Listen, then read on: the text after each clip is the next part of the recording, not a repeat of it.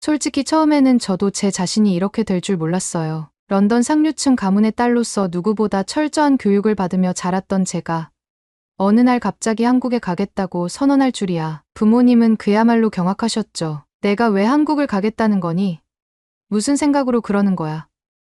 하지만 제 마음은 이미 확고했어요. 이건 단순한 호기심이나 일시적인 열정이 아니었거든요. 제 인생을 바꿀 중요한 선택이었어요. 잠깐 여러분 그거 아세요? 여러분의 구독, 좋아요, 알림 설정은 저에게 가장 큰 힘이 됩니다. 클릭 한 번으로 제게 큰 힘을 주시길 바라요. 안녕하세요. 저는 엘리자베스입니다. 20살 때까지 저는 런던 중심부에서 살아왔어요. 집은 빅토리아 양식의 고풍스러운 저택이었고 부모님은 전형적인 영국 상류층 가문 출신이셨죠. 아버지는 대형 로펌의 변호사로 일하고 계셨고 어머니는 고전 음악을 전공하신 피아니스트였어요. 자연스레 저 역시 어릴 적부터 예술과 학문에 둘러싸여 자랐습니다. 집안 분위기 때문인지 저도 무언가를 배워야 한다는 강박이 있었고 특히 음악과 미술에 관심이 많았어요. 부모님은 저에게 최고의 교육을 제공하기 위해 노력하셨습니다. 세계적으로 유명한 사립학교에 다니며 클래식 음악, 미술, 철학을 배우고 일주일에 2번씩 승마를 했어요. 방학이면 부모님과 함께 유럽 학지를 여행하며 다양한 문화를 접했죠. 친구들 역시 저와 비슷한 배경을 가진 아이들이라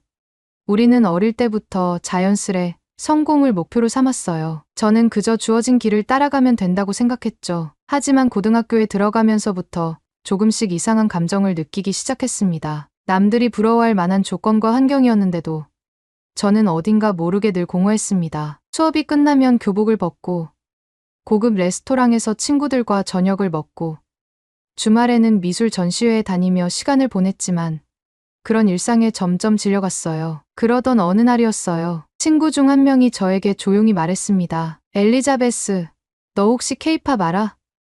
친구가 물었을 때 저는 고개를 저었어요. 솔직히 그때까지는 케이팝이 뭔지도 몰랐거든요. 친구가 핸드폰을 꺼내더니 뮤직비디오 하나를 보여줬습니다. 화면 속에는 무대 위에서 에너지 넘치는 안무를 선보이는 아이돌 그룹이 있었어요. 노래 제목은 다이너마이트였고 화려한 조명 아래 멤버들이 완벽한 칼군무를 선보이며 노래를 부르고 있었습니다. 솔직히 처음에는 그냥 색감이 예쁘고 역동적이라는 느낌뿐이었어요. 그런데 그중 한 멤버의 미소와 부드러운 목소리가 이상하게도 마음에 남았습니다. 가사도 전부 이해하지 못했지만 경쾌하고 긍정적인 분위기에 자꾸만 눈이 갔어요. 그날 밤 저는 침대에 누워 몰래 그 아이돌 그룹의 이름을 검색해봤습니다. 방탄소년단이라는 팀이었어요. 그렇게 우연히 한 곡, 또 한 곡을 듣다 보니 어느새 새벽이 되어버렸습니다. 봄날이라는 노래를 들으며 감성적인 가사와 멜로디에 눈물이 핑 돌았고 아이돌이라는 곡의 힘찬 퍼포먼스에 가슴이 두근거렸습니다. 눈을 비비며 화면을 보니 유튜브 알고리즘이 저에게 케이팝 뮤직비디오를 끊임없이 추천해주고 있었어요. 그때 처음으로 깨달았어요. 내가 뭔가에 이렇게 몰입해본 적이 있었던가. 마치 새로운 세상이 열린 기분이었습니다. 그 후로 저는 케이팝에 점점 더 빠져들게 되었어요. 그 이후로 저는 부모님 몰래 케이팝은 물론 K-드라마에 푹 빠졌습니다. 주인공들의 세련된 스타일과 자연스러운 메이크업, 특히 투명하고 빛나는 피부 표현에 감탄했어요. 영국의 메이크업과는 확연히 다른 분위기였죠. 영국에서는 또렷한 눈매와 진한 립 컬러가 강조되는 반면 한국 배우들은 자연스러우면서도 매끄러운 피부와 은은한 색조로 빛나고 있었습니다. 한 번은 엄마가 제 방에 들어왔을 때였어요. 저는 한국 드라마를 보고 있었는데 황급히 화면을 껐죠. 엄마는 의아한 표정으로 물었습니다. 무슨 영화를 보고 있었니? 저는 그냥 다큐멘터리라고 얼버무렸어요. 엄마는 무심히 지나갔지만 저는 점점 제 자신이 숨기고 있다는 사실에 죄책감이 들었습니다. 그럼에도 불구하고 한국 문화에 대한 제 관심은 사그라들지 않았어요. 직접 한국 화장품을 구매하기도 했고 온라인으로 한국어를 공부하며 뷰티 유튜버들을 따라해봤습니다. 그 중에서도 한 한국 인플루언서의 메이크업 튜토리얼은 저에게 강렬한 인상을 남겼습니다. 피부 표현은 절대 두껍지 않게 자연스러움이 핵심입니다. 그 말을 듣고 저는 메이크업에 대한 생각이 완전히 바뀌었어요. 시간이 지나면서 부모님의 기대와 제 진짜 열정 사이에서 갈등이 커졌습니다. 부모님은 제가 명문대학에 진학해 아버지처럼 변호사가 되길 원하셨지만 저는 메이크업을 배우고 싶었어요. 부모님은 제게 인생을 장난으로 생각하지 마라 라고 꾸짖으셨지만 오히려 그 말이 제게는 도전처럼 들렸습니다. 결국 저는 부모님 몰래 유튜브 채널을 개설했습니다. 저만의 메이크업 스타일을 공유하며 구독자들과 소통했어요. 처음엔 조회수가 거의 없었지만 서서히 제 채널을 찾아오는 사람들이 늘어나기 시작했습니다. 제 이야기와 솔직한 감정, 그리고 제가 느낀 한국 화장법의 매력을 진심으로 전하다 보니 공감하는 이들이 많았죠. 그러다 어느 날 한 구독자가 댓글을 남겼어요. 엘리자베스, 당신의 메이크업 영상이 제게 큰 힘이 되었습니다. 한국 화장법을 통해 자신감을 찾았어요. 그 댓글을 읽고 저는 눈물이 핑 돌았습니다. 아, 내가 잘하고 있구나. 그날 처음으로 제 선택에 대해 확신이 들었습니다. 하지만 부모님은 여전히 모르고 계셨습니다. 저는 더 이상 도망치고 싶지 않았어요. 그래서 부모님께 솔직히 말씀드렸습니다. 저는 한국에 가서 메이크업을 배우고 싶어요. 부모님은 한참 동안 저를 바라보시더니 한숨을 쉬며 이렇게 말씀하셨어요. 그럼 넌 앞으로 어떻게 할 건데? 그 질문에 저는 망설임 없이 대답했습니다. 제 인생을 걸고 도전하겠어요. 부모님과의 대화는 결국 큰 싸움으로 끝나고 말았습니다. 내가 한국에 가겠다니 말도 안 된다. 왜 인생을 망치려 드는 거야? 아버지는 분노했고 어머니는 울먹이며 말리셨어요. 하지만 저는 물러설 생각이 없었습니다. 이건 제 인생이에요. 저는 메이크업을 배우고 싶어요. 그렇게 저는 부모님의 집을 뛰쳐나왔습니다. 집 앞 정원에 서서도 한참을 망설였어요. 과연 내가 잘하고 있는 걸까? 이 선택이 옳은 걸까? 결국 저는 제 방으로 돌아와 비행기 표를 예약했습니다. 한국으로 가는 직항이었어요. 출국 전날까지도 부모님과의 연락은 끊긴 채였습니다. 짐을 꾸리면서도 여러 가지 생각이 교차했지만 제 마음은 여전히 단단했습니다. 한국에서 메이크업을 배우고 싶다는 꿈을 포기할 수 없었으니까요. 드디어 출국 당일 공항으로 향하는 택시 안에서 저는 창밖을 바라보며 깊은 한숨을 내쉬었습니다. 낯선 곳으로의 첫걸음. 두렵기도 했지만 한편으로는 설레기도 했어요. 인천공항에 도착하자마자 저는 그 규모에 압도되었습니다. 깨끗하고 세련된 공항 내부를 보며 저도 모르게 미소를 지었습니다. 줄지어 들어선 자동화 기기와 빠르게 움직이는 공항 직원들. 이미 첫인상부터 한국은 제가 생각했던 것 이상이었습니다. 공항에서 지하철을 타고 숙소로 향했습니다. 쉐어하우스를 구했는데 생각보다 좁고 낡은 공간이었어요. 하지만 저에게는 그조차도 소중하게 느껴졌습니다. 왜냐하면 이제는 제가 혼자 힘으로 꿈을 찾아 나선 첫 시작점이었으니까요. 짐을 풀고 나서 첫 끼로 편의점 도시락을 사 먹었는데 깔끔하고 저렴한 가격에 깜짝 놀랐습니다. 영국에서는 상상할 수 없는 종류와 가격이었어요. 다음 날부터 저는 메이크업 학원을 찾아다니기 시작했습니다. 인터넷으로 검색해놓은 학원을 직접 방문했어요. 학원 건물 앞에서 한참을 망설였지만 용기를 내어 문을 열고 들어갔습니다. 데스크에 앉아있던 직원이 밝게 웃으며 맞아주었어요. 안녕하세요. 수강 상담 도와드릴까요? 아직 한국어가 서툴렀던 저는 준비해온 문장을 떠올리며 겨우 입을 뗐습니다. 메이크업 배우고 싶어요. 학원에서는 초급반부터 고급반까지 단계별로 수업이 진행되고 있었습니다. 저는 초급반에 등록했고 첫 수업이 시작되는 날 어찌나 떨렸던지 손바닥에 땀이 잔뜩 배었습니다. 강사님은 한눈에 봐도 세련된 메이크업을 하고 계셨고 수업을 듣던 다른 학생들 역시 모두 열정으로 가득 차 있었습니다. 처음에는 수업 내용을 따라가기가 벅찼어요. 강사님이 사용하는 한국어 표현이 너무 어려워서 몇몇 부분은 놓치기도 했습니다. 그런데 제 옆자리에 앉아있던 지연이라는 친구가 조용히 메모를 보여주며 속삭였습니다. 이 부분은 이렇게 하는 거야. 저는 깜짝 놀라며 고개를 돌렸어요. 지연은 환하게 웃으며 다시 설명해 주었습니다. 그날 이후로 지연과 저는 자연스레 친해졌어요. 수업이 끝난 후 지연과 함께 근처 카페에 갔습니다. 저는 초콜릿 음료를 시켰고 지연은 아이스 아메리카노를 주문했어요. 한국 카페는 너무 예쁘고 아기자기해서 계속 사진을 찍었습니다. 지연은 웃으며 물었어요. 너 한국 처음이지? 어때? 생각보다 괜찮아.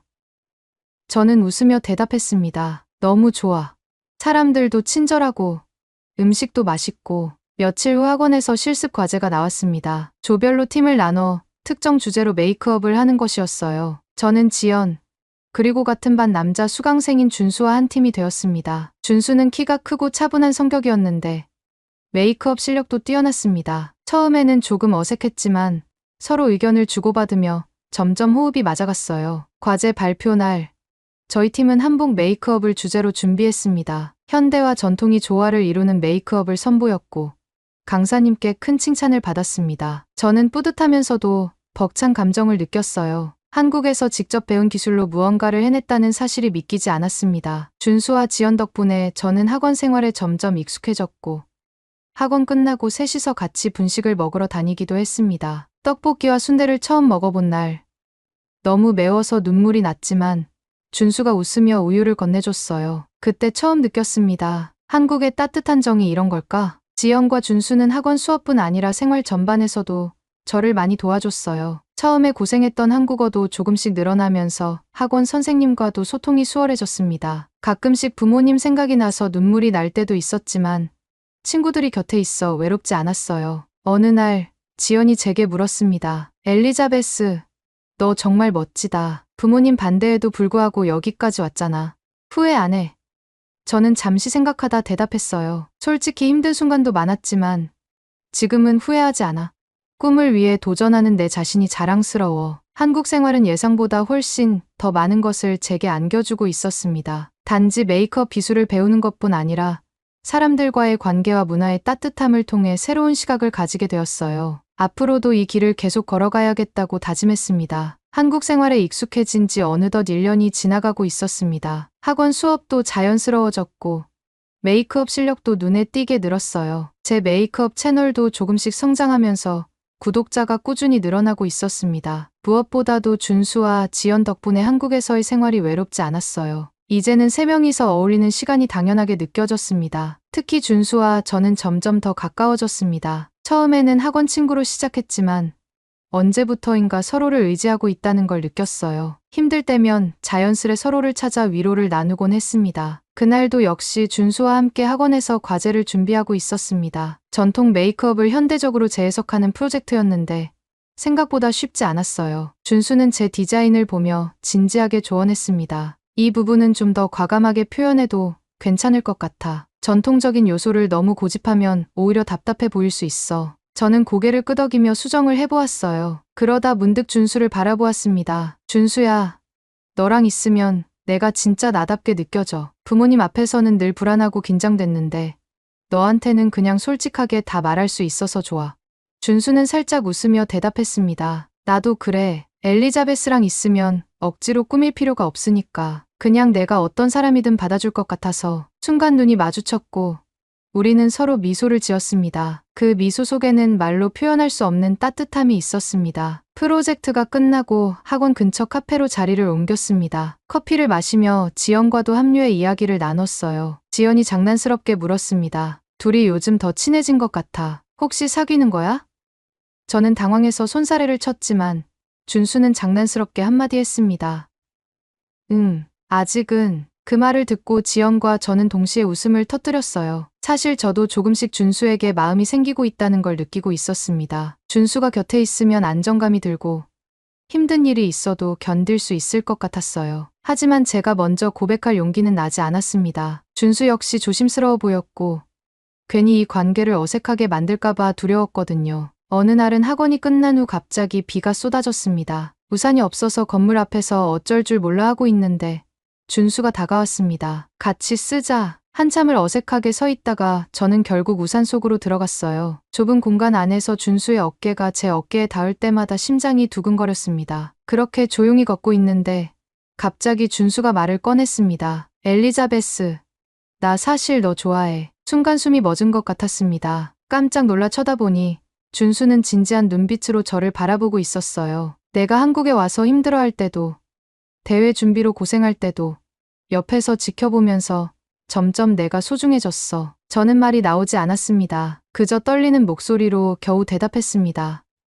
나도 너 좋아해. 준수는 환하게 웃으며 말했습니다. 그럼 우리 사귀자. 저는 고개를 끄덕이며 수줍게 미소를 지었어요. 그날부터 우리는 연인이 되었습니다. 사귀고 나니 모든 게 더 편안해졌습니다. 서로를 배려하고 작은 일에도 웃으며 장난치곤 했어요. 함께 요리해서 먹기도 하고 주말에는 서울 곳곳을 돌아다니며 데이트를 즐겼습니다. 특히 준수가 데려간 한강 야경이 너무 예뻐서 그날은 사진을 많이 찍었어요. 그렇게 시간이 지나며 우리는 서로에게 더 깊이 스며들었습니다. 준수는 늘 제 곁에서 든든한 버팀목이 되어주었고 저는 그런 준수에게 점점 더 의지하게 되었습니다. 한국 생활의 모든 순간이 준수 덕분에 더 특별하게 느껴졌어요. 그러던 어느 날 몸이 자꾸 나른하고 어지러웠습니다. 처음에는 단순한 피로라고 생각했지만 며칠이 지나도 상태가 나아지지 않아서 병원에 갔습니다. 간단한 검사를 받고 나왔는데 의사 선생님이 제게 충격적인 말을 했어요. 축하합니다. 임신이네요. 순간 머릿속이 하얘졌습니다. 임신이라고요? 제가 아이를 가졌다고요? 믿기지 않았습니다. 병원을 나와 공원 벤치에 멍하니 앉아 있는데 휴대폰이 울렸어요. 준수였습니다. 엘리자베스, 어디야? 오늘 학원 안 왔길래 걱정했어. 저는 겨우 입을 떼었습니다. 준수야, 나 임신했어. 잠시 침묵이 흘렀습니다. 준수도 충격을 받은 것 같았어요. 하지만 곧 준수가 다급히 말했습니다. 거기 있어. 지금 갈게. 얼마 지나지 않아 준수가 숨을 헐떡이며 나타났습니다. 저는 떨리는 목소리로 말했습니다. 나 어떡하지? 갑자기 이런 일이 생기다니. 준수는 제 손을 꼭 잡고 말했습니다. 엘리자베스, 괜찮아. 우리 같이 고민하자. 난 내 옆에 있을 거야. 책임질게. 그 말을 듣고 저는 눈물을 터뜨렸습니다. 무서웠던 감정이 조금씩 사라지면서 안도감이 밀려왔어요. 준수는 제 어깨를 감싸며 속삭였습니다. 우린 해낼 수 있어. 나도, 너도. 그날 이후 우리는 현실을 받아들이기로 했습니다. 앞으로의 계획을 함께 세우며 하나씩 준비해 나갔어요. 한국에 와서 만난 사랑이 이렇게 큰 변화를 가져올 줄은 몰랐지만 두렵기보다는 준수가 곁에 있어서 든든했습니다. 준수와 함께라면 어떤 어려움도 이겨낼 수 있다는 확신이 생겼습니다. 앞으로 두 사람의 인생에 새로운 페이지가 열리는 순간이었습니다. 임신 사실을 알게 된 후 저와 준수는 많은 고민을 했습니다. 예상치 못한 상황이었지만 준수는 한결같이 제 곁을 지켜주었어요. 우리가 함께라면 괜찮아. 절대 너 혼자 두지 않을 거야. 그 말이 얼마나 큰 위로가 되었는지 모릅니다. 하지만 가장 큰 문제는 부모님이었어요. 한국에 오겠다고 했을 때도 그렇게 반대하셨던 부모님인데 임신 소식을 들으면 얼마나 충격을 받으실지 상상조차 할 수 없었습니다. 결국 저는 용기를 내어 영국으로 전화를 걸었어요. 전화를 받은 엄마의 목소리는 반가웠지만 어딘가 서먹했습니다. 떨리는 목소리로 인사를 건넨 후 저는 조심스럽게 말했습니다. 엄마, 저 사실 임신했어요. 순간 전화기 너머로 아무 소리도 들리지 않았습니다. 한참 동안 침묵하던 엄마는 깊은 한숨을 쉬며 말했어요. 내가 한국에 가겠다고 했을 때도 반대했는데 이제는 아이까지. 도대체 무슨 생각으로 그렇게 사는 거야? 저는 울먹이며 대답했습니다. 저도 처음엔 무서웠어요. 그런데 준수가 제 옆에서 든든히 있어줘서 우리 함께 책임지고 아이를 키우기로 했어요. 엄마는 실망한 듯한 목소리로 말했습니다. 내 아버지가 알면 기절하겠구나. 영국으로 당장 돌아와. 무슨 일이 있어도 내 앞길을 망칠 순 없어. 하지만 저는 고개를 저었습니다. 저는 한국에 남을 거예요. 준수와 함께 아이를 키우고 싶어요. 통화는 그렇게 싸늘하게 끝났습니다. 엄마는 나중에 다시 연락하겠다며 전화를 끊었고 저는 한참 동안 멍하니 앉아 있었습니다. 준수가 다가와 제 어깨를 감싸며 말했습니다. 엘리자베스, 힘들겠지만 우리가 함께하면 괜찮아. 천천히 부모님 마음도 돌려보자. 그렇게 저는 부모님과 잠시 연락을 끊기로 했습니다. 마음은 무거웠지만 이제는 제가 선택한 삶이었기 때문에 도망칠 수 없었어요. 다음 날 준수가 신중한 표정으로 말을 꺼냈습니다. 엘리자베스, 사실 나도 부모님께 말씀드려야 할 것 같아. 우리 결혼 문제니까 숨길 순 없잖아. 저는 고개를 끄덕였어요. 그래. 함께 가자. 그렇게 준수와 함께 부모님 댁으로 향했습니다. 그런데 예상과는 달리 준수가 안내한 곳은 서울 한복판의 웅장한 한옥 저택이었어요. 대문 앞에서 저는 한참을 멍하니 서 있었습니다. 준수야, 여기가 정말 내 집이야? 준수는 쑥스러운 듯 고개를 끄덕였습니다. 집 안으로 들어서자 기와가 얹힌 대청마루와 고풍스러운 장식들이 눈에 들어왔습니다. 마치 드라마 속 한옥 저택 같은 분위기였어요. 그제야 저는 깨달았습니다. 준수가 사실 꽤 유서 깊은 집안의 아들이라는 걸. 마당으로 들어서자 준수의 부모님이 나오셨습니다. 두 분 모두 단정하고 기품 있는 모습이었어요. 준수가 조심스럽게 인사를 했습니다. 어머니, 아버지, 이쪽은 엘리자베스입니다. 저는 긴장한 채로 고개를 숙였습니다. 아버지는 준수를 보며 무겁게 물었습니다. 너 대체 무슨 생각으로 이런 결정을 한 거냐? 준수는 고개를 숙이며 말했습니다. 아버지, 저는 제 인생을 제가 선택하고 싶었습니다. 엘리자베스와 함께할 때 진정으로 행복합니다. 저희 결혼을 허락해 주세요. 어머니는 잠시 눈길을 제게 돌리며 차분하게 말씀하셨습니다. 엘리자베스, 우리 아들을 정말 사랑하나요? 저는 떨리는 목소리로 대답했습니다. 네. 진심으로 사랑합니다. 저희가 함께 책임지고 살아가겠습니다. 부모님은 한참 동안 침묵하셨지만 결국 한숨을 쉬며 고개를 끄덕이셨어요. 내 선택이라면 존중하마. 하지만 책임을 다할 수 있어야 한다. 그제야 저는 안도감에 눈물을 흘렸습니다. 며칠 뒤 우리는 한옥 저택 안뜰에서 전통 혼례를 올리기로 했습니다. 한복을 곱게 차려입고 마당 한가운데 마련된 넓은 대청마루 위에서 서로에게 절을 올렸습니다. 붉은 고가를 쓴 저와 검은 두루마기를 입은 준수가 마주 보며 인사하는 장면은 마치 전통 그림 같았어요. 예식이 한창일 때였습니다. 웅성거리는 소리가 들리더니 대문이 열리고 제 부모님이 들어오셨습니다. 순간 저는 깜짝 놀라 얼어버렸어요. 어머니는 눈시울이 붉어져 있었고 아버지도 무겁게 발걸음을 옮기며 다가왔습니다. 저는 당황해서 준수를 바라보았어요. 준수는 조용히 미소 지으며 말했습니다. 내가 부모님께 연락드렸어. 엘리자베스가 혼자 힘들어하는 걸 더 이상 두고 볼 수 없었어. 직접 찾아뵙고 설득했어. 부모님께서도 와주셨으니 잘 이야기해보자. 어머니는 제 손을 꼭 잡으며 말했습니다. 내가 여기서 어떻게 사는지 보고 싶었어. 준수가 직접 찾아와서 내 이야기를 해주는데 우리가 너무 몰랐구나 싶더라. 미안해, 엘리자베스. 아버지도 준수에게 다가와 말했습니다. 내가 직접 와서 우리 딸을 책임지겠다고 말하는데 내가 거절할 수 없더군. 내가 믿음직해서 다행이야. 그제야 저는 눈물이 왈칵 쏟아졌습니다. 부모님이 제 결혼식에 와주신 것만으로도 벅찼습니다. 그날 혼례는 더욱 따뜻하고 감동적으로 이어졌습니다. 식이 끝난 후 한옥 마당에서 부모님과 함께 사진을 찍으며 웃음이 끊이질 않았습니다. 저와 준수 그리고 두 가족이 함께 어우러져 축하의 시간을 보냈어요. 그날 밤 준수가 제 손을 꼭 잡고 속삭였습니다. 엘리자베스, 이제 진짜 우리 가족 모두가 하나가 된 것 같아. 저는 고개를 끄덕이며 대답했습니다. 정말 고마워. 준수야, 내가 아니었으면 불가능했을 거야. 그렇게 우리는 전통 혼례를 무사히 마치고 한옥 저택에서 첫날 밤을 맞았습니다. 고즈넉한 한옥 창문 너머로 보이는 정원의 달빛이 참 평화로웠어요. 준수와 저는 서로를 마주 보며 미소 지었습니다. 이제 우리 인생의 새로운 막이 열렸습니다. 한국에서 만난 사랑, 그리고 가족의 따뜻함 속에서 저는 행복을 느끼며 앞으로도 함께할 미래를 그려보았습니다. 한국에서의 삶이 이제는 두렵지 않았어요. 준수와 함께라면 어떤 어려움도 이겨낼 수 있을 것 같았습니다. 오늘의 이야기는 여기까지입니다. 오늘의 사연이 마음에 드셨다면 구독, 좋아요 부탁드리겠습니다. 소중한 시간 긴 이야기 끝까지 들어주셔서 진심으로 감사합니다. 앞으로도 더 좋은 사연으로 여러분을 찾아오겠습니다. 시청해 주셔서 감사합니다. 해주셔서 감사합니다. 해주셔서 감사합니다.